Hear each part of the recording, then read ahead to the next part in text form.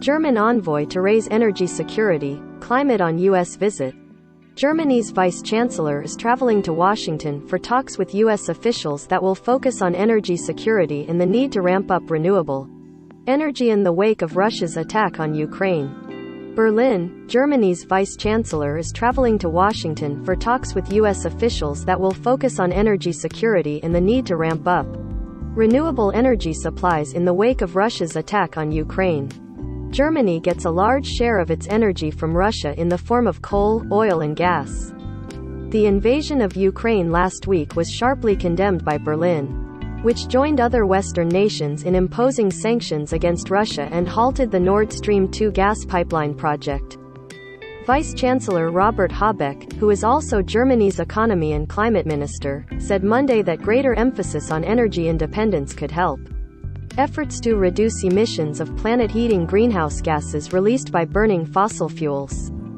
The only forms of energy that don't belong to anyone, where nobody can say, "It's all mine and I am going to blackmail you with," are wind and solar, he told reporters.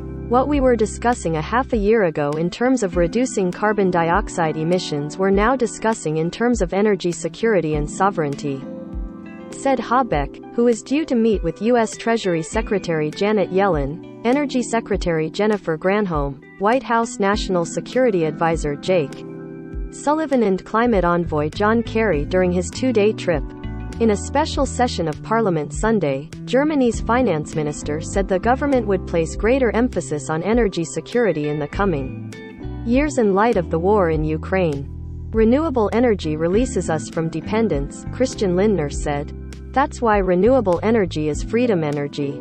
UN Secretary-General Antonio Guterres said Monday at the release of a new report by the global body's Climate Science Panel that current events make all too clear. Our continued reliance on fossil fuels makes the global economy and energy security vulnerable to geopolitical shocks and crises.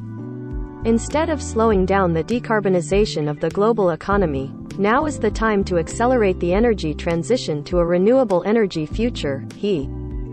Follow all AP stories on climate change at https://apnews.com/hub/climate.